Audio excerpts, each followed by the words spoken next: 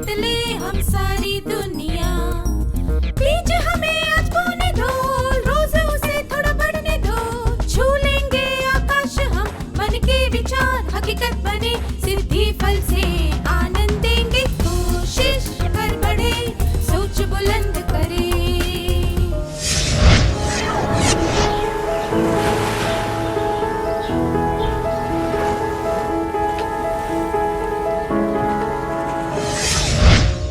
नमस्ते विद्यार्थियों, आप सबको देखकर खुशी हुई।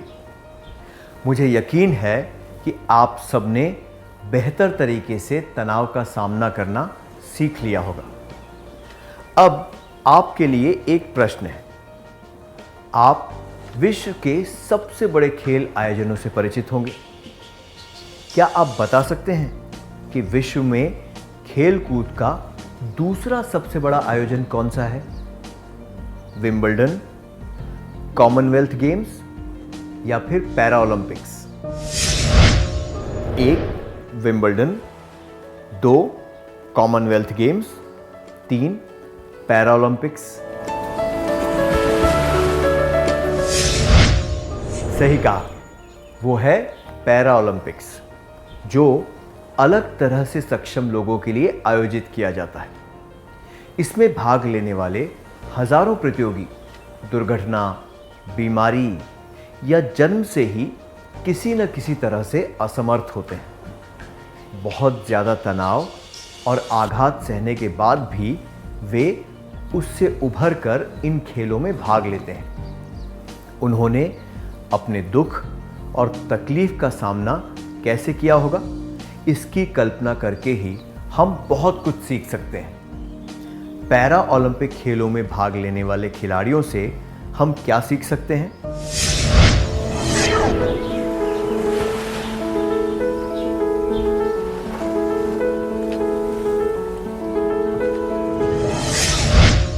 धन्यवाद। हमने देखा कि जब किसी परिस्थिति को रोका या बदला नहीं जा सकता, तो कभी-कभी केवल यही विकल्प बचता है कि हम खुद को उस परिस्थिति के अनुकूल बना लें। हमने देखा कि पैरा ओलंपिक खिलाड़ियों ने अपने दुर्भाग्य का पासा पलटकर उस परिस्थिति से ऊपर उठने की कोशिश की है। अपनी परिस्थिति पर पूरा नियंत्रण करके उन्होंने विजय प्राप्त की है। अपनी असमर्थता की वजह से उन्हें बहुत तनाव और गहरा आघात पहुंचा होगा, पर वे वहां रुककर उस तनाव का शिकार नहीं बने। उन्होंने अपनी समस्या को अलग नजरिए से देखा। उन्होंने उस समस्या को रुकावट का रूप नहीं दिया और अपने लक्ष्य को प्राप्त करने में जुट गए। वे बस इस बात पर ध्यान दे रहे थे कि उन्हें क्या हासिल करना है। सामान्य लोगों के लिए जो चीजें सफलता और असफलता दर्शाती हैं, उन्होंने उस पर ध्यान ही नहीं दिया। ज्यादातर लोगों को जो चीज असंभव लगती है, उन्होंने उसे संभव कर दिखाया।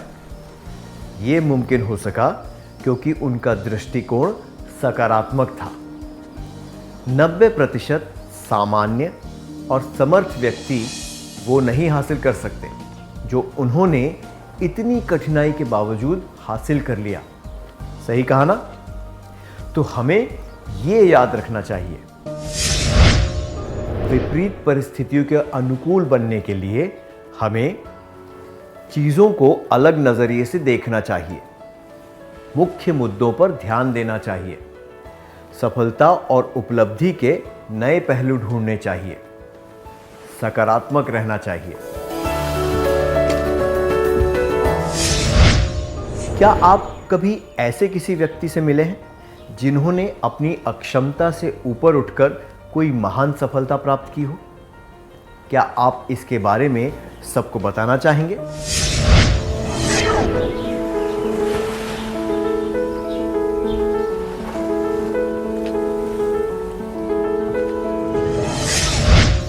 धन्यवाद। कुछ परिस्थितियां हमारे नियंत्रण के बाहर होती हैं। अब हम सीखेंगे कि ऐसी परिस्थितियों का सामना कैसे किया जा सकता है। आइए एक उदाहरण के द्वारा ये जानने की कोशिश करते हैं। 10वीं की परीक्षा के बाद सविता को अपनी पसंद के विषय नहीं मिले। उसे तनाव हो रहा था कि वो उन विषयों को कैसे पढ़ेगी जिन्हें वो नापसंद करती है। उसकी सहेली ने उसका व्यवहार देखा और उससे बात करने का निर्णय लिया। आपको क्या लगता है, उसने सविता से क्या कहा होगा? कि वो पढ़ाई छोड़ दे, जो पढ़ रही है उसमें उत्तीर्ण होकर दिखाए, या फिर अपनी पसंद के विषय मिलने का इंतजार करे? पढ़ाई करना छोड़ दे, जो पढ़ रही है उसमें उत्तीर्ण होकर दिखाए, अपनी पसंद के विषय मिलने का इंतजार करे।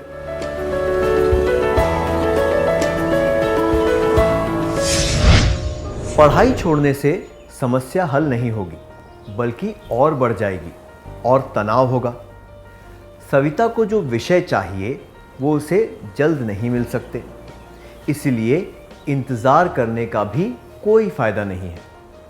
सविता की सहेली को ये कहना चाहिए कि उम्मीदें पूरी न होने से दुख तो होता है, लेकिन हालात से समझौता करके हम आगे बढ़ने के नए अवसर खोज सकते हैं। शुरुआत में हमें ये मालूम नहीं होता कि हमने जो समझौता किया है उससे हमें क्या फ़ायदा होगा, पर सकारात्मक सोच रखने से मदद मिलती है।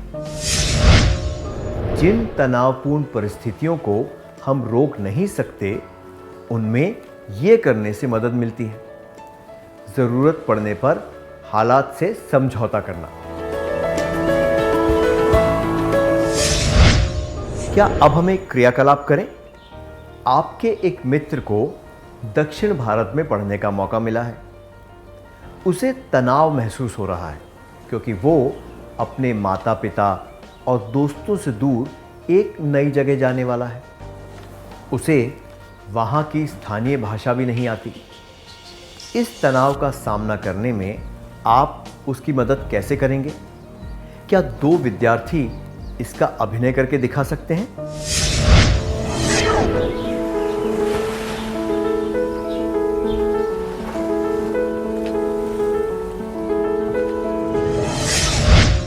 धन्यवाद। आइए अब एक और परिस्थिति पर ध्यान देते हैं। सत्या को गंभीर बीमारी हो गई, जिसकी वजह से वो चल फिर नहीं सकता था। उसका इलाज बहुत लंबा चौड़ा था और उसमें काफ़ी समय लगने वाला था। बिस्तर में पड़े पड़े वो उकता गया था। छोटी से छोटी चीज़ जैसे कि पानी पीने के लिए भी उसे दूसरों पर निर्भर रहना पड़ता था। अगर कोई उसे कुछ सेकंड के लिए भी इंतज़ार करवाता तो उसे गुस्सा आ जाता था। उसे लगता था कि लोग उस पर ध्यान नहीं दे रहे। क्या कोई एक विद्यार्थी इसका अभिनय करके दिखा सकता है?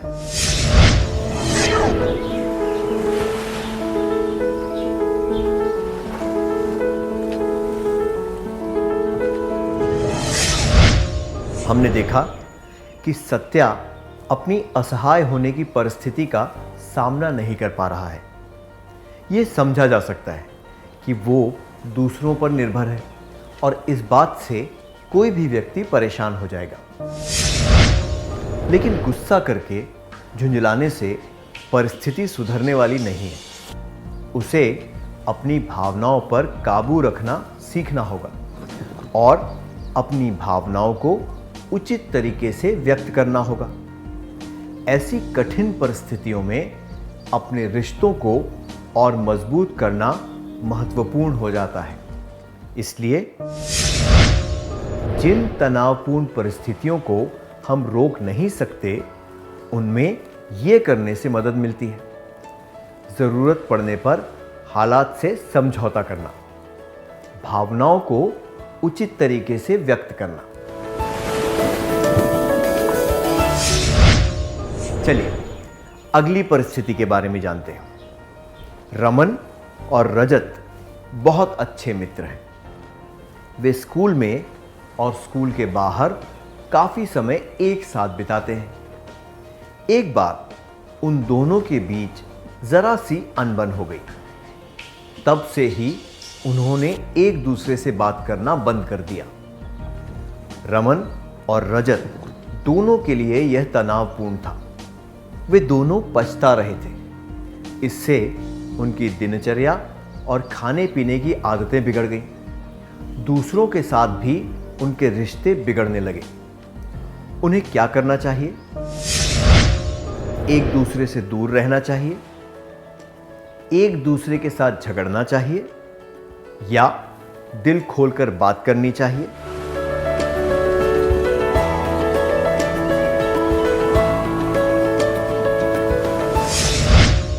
एक दूसरे से दूर रहना चाहिए, एक दूसरे के साथ झगड़ना चाहिए, दिल खोलकर बात करनी चाहिए। अच्छे से अच्छे दोस्तों में भी अनबन तो होती ही है। कोई बहस या असहमति की वजह से तनावपूर्ण परिस्थिति पैदा हो सकती है। ऐसे समय में एक दूसरे से दूर रहने से दरार कम नहीं हो सकती। झगड़ने से तो मामला और भी बिगड़ जाएगा। खुलकर ईमानदारी से बात करने से परिस्थिति को संभाला जा सकता है और ज्यादा बिगड़ने से रोका जा सकता है। जिन तनावपूर्ण परिस्थितियों को हम रोक नहीं सकते, उनमें ये करने से मदद मिलती है। जरूरत पड़ने पर हालात से समझौता करना, भावनाओं को उचित तरीके से व्यक्त करना, दूसरों के साथ ईमानदारी से और दृढ़ता से बात करना, जरूरत पड़े तो माफी मांगना।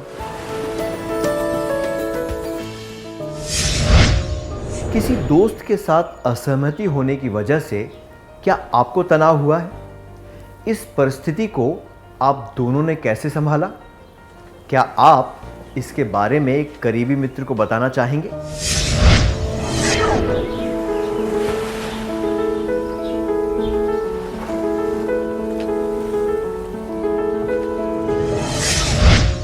अपने अनुभव के बारे में बताने के लिए धन्यवाद। आइए एक और परिस्थिति पर ध्यान देते हैं। मदन का परिवार और उसके दोस्तों के परिवार साथ में पिकनिक मनाने गए। जिस बस से वे जा रहे थे वो दुर्घटनाग्रस्त हो गई। कुछ लोगों की मृत्यु हो गई। उसके एक दोस्त की टांग कट गई। कई लोग गंभीर रूप से घायल हो गए। मदन को कई फ्रैक्चर हुए, जिसकी वजह से उसने कई हफ्तों के लिए बिस्तर पकड़ लिया। मदन एक खिलाड़ी था और उसे इस परिस्थिति का सामना करने में बहुत परेशानी हुई। उसे लगा कि अब वो कभी खेल कूद में हिस्सा नहीं ले पाएगा। उसमें तनाव के लक्षण दिखने लगे। उसे क्या करना चाहिए? कृपया जोड़े बनाकर इस बारे में चर्चा करें और अपने विचार बताएं।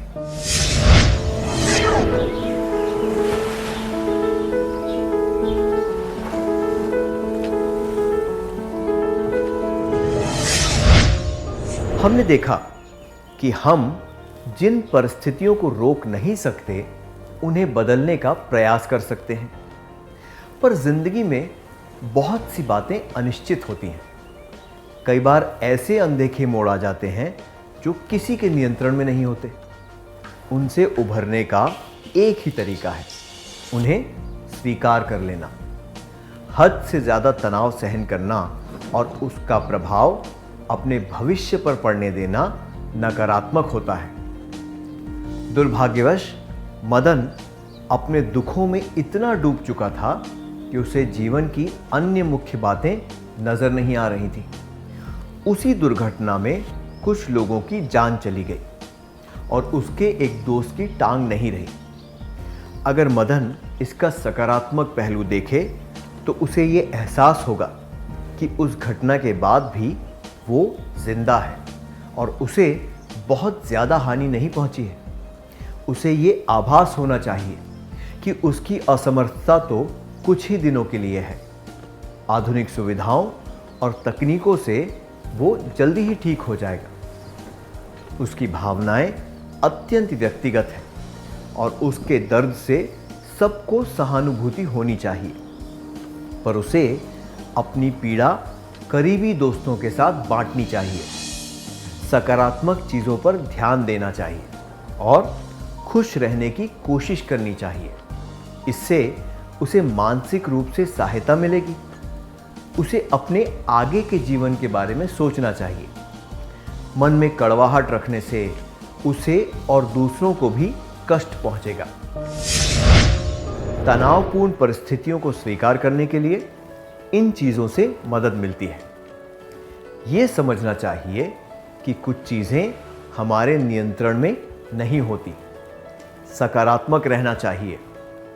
अपने करीबी लोगों के साथ अपनी परेशानी के बारे में बात करनी चाहिए।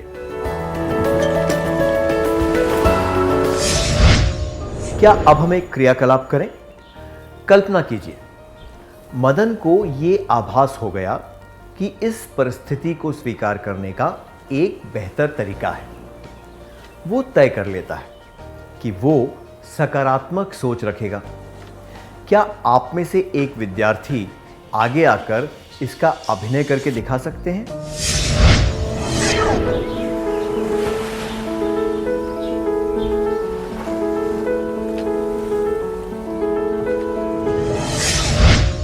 धन्यवाद, बढ़िया अभिनय था।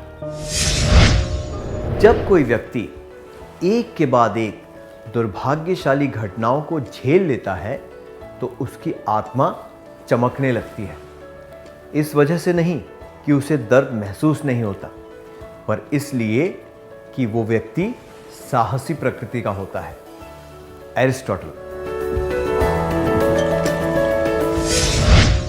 एरिस्टोटल ने सही कहा है, कोई साहसी प्रकृति वाला व्यक्ति ही स्थिरता से तनावपूर्ण विपरीत परिस्थितियों को झेल सकता है। ऐसा नहीं है कि उसे तनाव महसूस नहीं होता, पर वो जानता है कि उस तनाव को कैसे झेलना है और उससे कैसे उभरना है। क्या अब हम आज सीखी हुई बातों का सार संक्षेप कर लें?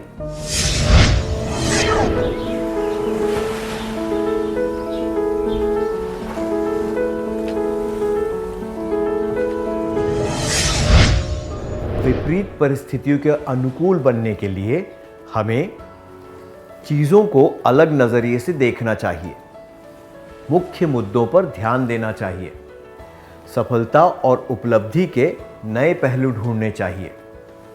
सकारात्मक रहना चाहिए। जिन तनावपूर्ण परिस्थितियों को हम रोक नहीं सकते, उनमें यह करने से मदद मिलती है। ज़रूरत पड़ने पर हालात से समझौता करना, भावनाओं को उचित तरीके से व्यक्त करना, दूसरों के साथ ईमानदारी से और दृढ़ता से बात करना, ज़रूरत पड़े तो माफ़ी मांगना। तनावपूर्ण परिस्थितियों को स्वीकार करने के लिए इन चीज़ों से मदद मिलती है। ये समझना चाहिए कि कुछ चीज़ें हमारे नियंत्रण में नहीं होती। सकारात्मक रहना चाहिए। अपने करीबी लोगों के साथ अपनी परेशानी के बारे में बात करनी चाहिए। इतनी अच्छी तरह सार संक्षेप करने के लिए धन्यवाद। क्या अब हम थोड़ा गृह कार्य लिख लें ताकि ये बातें हमें अच्छी तरह याद रहें?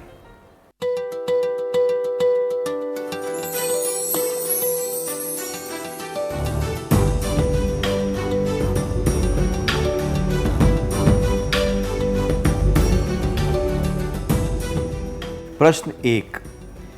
एक महत्वपूर्ण मुद्दे पर असहमति की वजह से आपके दोस्त चंदर ने आपसे बात करना बंद कर दिया है। आप इस परिस्थिति को कैसे संभालेंगे? उत्तर 1। मैं स्पष्ट रूप से उससे बातचीत करूंगी ताकि सब ठीक हो जाए। 2।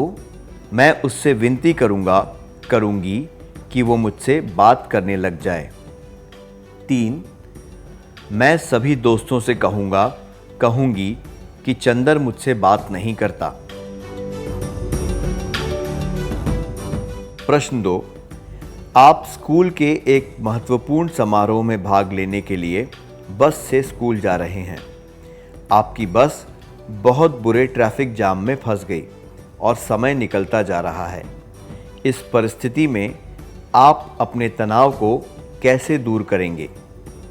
उत्तर 1, मैं सोचूंगी कि यह परिस्थिति मेरे नियंत्रण से बाहर है, इसलिए मुझे परेशान नहीं होना चाहिए।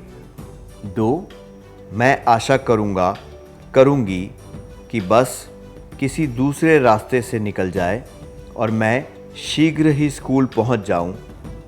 3, मैं कहूंगी जब सब लोग गाड़ी खरीदना चाहते हैं और कोई इसकी परवाह नहीं करता, तो यही होता है।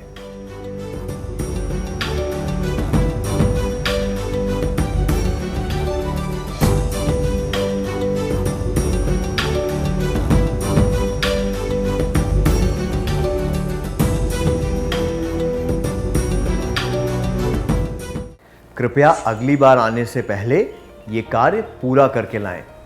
तब तक के लिए अलविदा।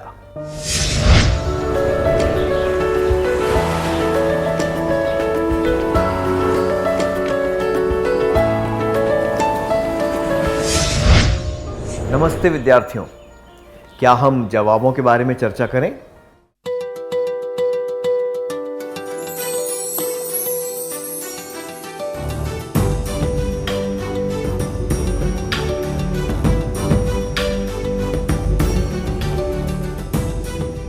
प्रश्न 1, एक महत्वपूर्ण मुद्दे पर असहमति की वजह से आपके दोस्त चंदर ने आपसे बात करना बंद कर दिया है।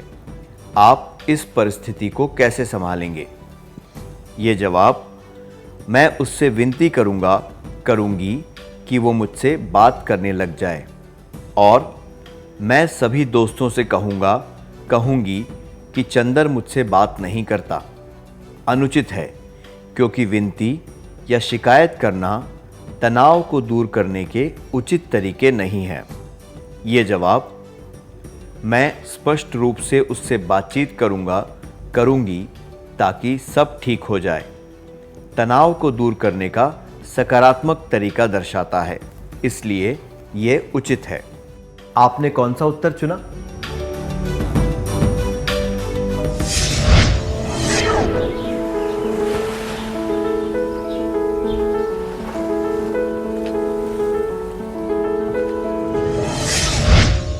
प्रश्न 2, आप स्कूल के एक महत्वपूर्ण समारोह में भाग लेने के लिए बस से स्कूल जा रहे हैं।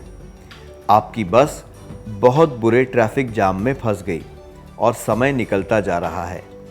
इस परिस्थिति में आप अपने तनाव को कैसे दूर करेंगे? यह जवाब, मैं आशा करूंगी कि बस किसी दूसरे रास्ते से निकल जाए और मैं शीघ्र ही स्कूल पहुंच जाऊं, अनुचित है, क्योंकि ये वास्तविक नहीं है। ऐसा होना लगभग नामुमकिन है। यह जवाब, मैं कहूंगी जब सब लोग गाड़ी खरीदना चाहते हैं और कोई इसकी परवाह नहीं करता, तो यही होता है। अनुचित है। यह दर्शाता है कि आप तनाव को शिकायत के रूप में सामने ला रहे हैं।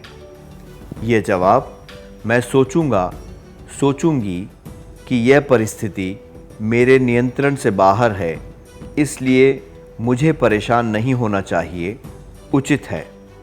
यह दर्शाता है कि आप समझदारी दिखाते हुए परिस्थिति को स्वीकार कर रहे हैं, क्योंकि आप इसके बारे में कुछ नहीं कर सकते। आपने कौन सा उत्तर चुना?